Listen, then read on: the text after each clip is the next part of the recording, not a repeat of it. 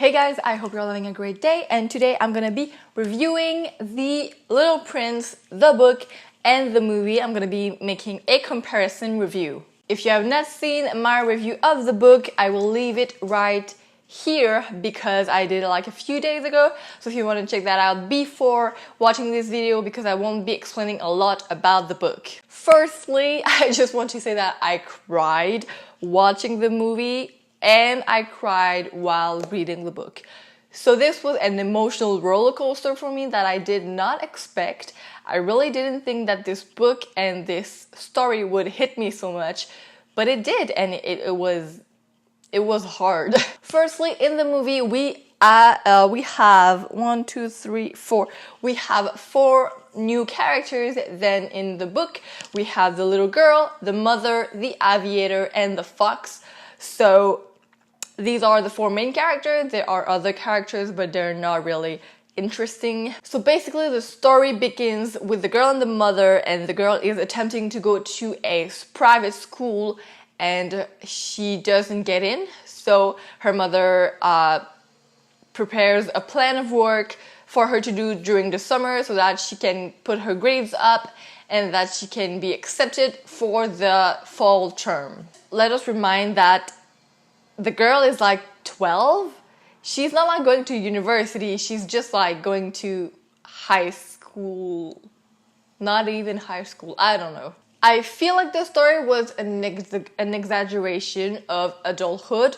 Obviously, the story was really drastic. All of the adults were portrayed as very strict people who don't have dreams, who don't have fears, who just do their work. They're happy about it, I assume, and they eat, they go to sleep, and they repeat all that over and over again. It was not really realistic, but for the purpose of the story, I feel like it was good to have it in a sense. The mother was really intense. I don't think it was that necessary because I feel like it was just like family pressure just to be better, and I don't think that it was a really good example of what a mother should be. And I know that it portrays a mother as someone who needs to change, but I feel like not all mothers are like that. But there are mothers who really want their kids to succeed, but they're not that crazy. The neighbor that they have, the aviator, who is an old 70-year-old man, I believe, and he is the crazy person of the town. So nobody likes him because he's always doing stuff that the other adults are not doing, because he's always like playing with toys, he's always doing something new, trying things in general, and people are just not having it because they're like, oh, he's crazy, oh, we're not gonna talk to him. So he's kind of the person that nobody wants to talk to, so that's why they got the house next to him, because it was so cheap. Anyways, the aviator is obviously the author of the book, represented into this character because he's the one who's going to tell the little girl the story of the little prince. The beginning of the story I thought was really hooking. That's not a word. I was really hooked up by the beginning of the story because it's not the beginning of the book. So you're like, oh, what's going on? What's this story about? So the crazy neighbors were really interesting, being scared of the aviator, the mom just being really crazy, and you've got this little girl who just wants to play, to relax during her summer, and she's just like, well, I'm gonna do homework and I'm gonna try my best to please my mother because that's all I care about. Well, as a kid, obviously, this is what you think. At some point, the little girl goes to the aviator's house and he starts explaining to her the story of the little prince.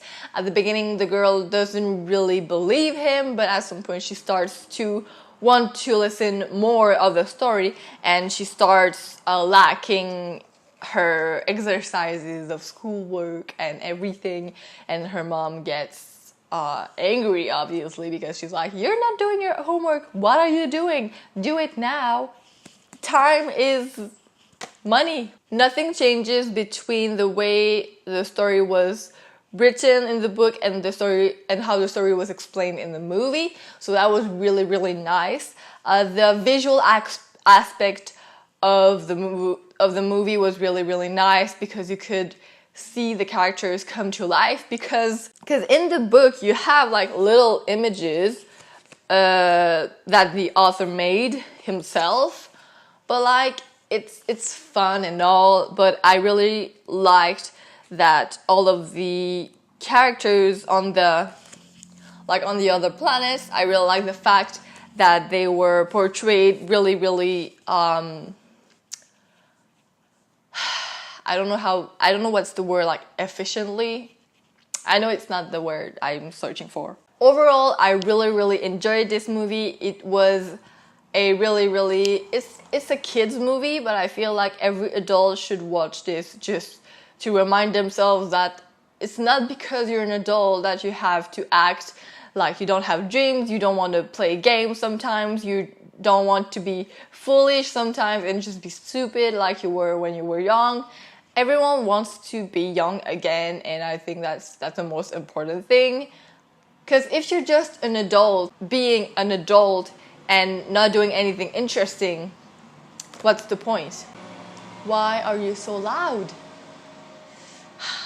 Now I'm going to enter into the spoilery section of this review. So I'm going to be talking about the ending of the movie. So if you have not seen the movie, don't watch this part. I will be spoiling the end, and it's really a nice ending. So go watch the movie, come back, and we're going to be talking about it more in details. So the ending with the fake city, with all the people from the planets, and the little prince who was now an older person. It was really, really interesting. Throughout that part, I was really wondering what was happening and how they would turn it to the real life. And I was kind of disappointed that it was a dream, because it's obviously a dream, but I feel like I don't even know how to explain that, because it's so realistic how she gets off of in the plane, actually, how she gets off the ground with the plane and everything. Obviously the fox is talking, so that doesn't make sense, but it's realistic the way that she goes away, but when she comes back, it doesn't make sense, because she just wakes up and it's the next morning and everything goes back to normal. So it's obviously a dream, but I was glad it happened, because it was really, really beautiful.